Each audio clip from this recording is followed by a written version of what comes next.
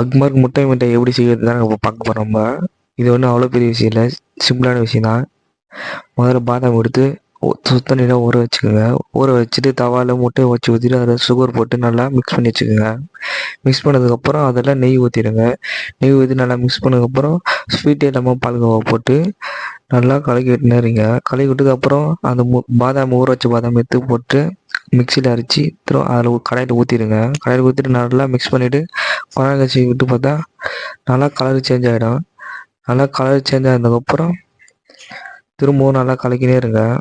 கலக்கினதுக்கப்புறம் குங்குமப்பூ இருந்தால் குங்குமம் போட்டுங்க. குங்குமம் போட்டதுக்கப்புறம் பாருங்க கலரே சேஞ்ச் ஆகிடுச்சு. எடுத்து அப்படியே சாப்பிடலாம் போல இருக்குது இது பார்க்கும்போது. அப்புறம் பாத்திரத்தை எடுத்து ஊற்றி வச்சுருங்க.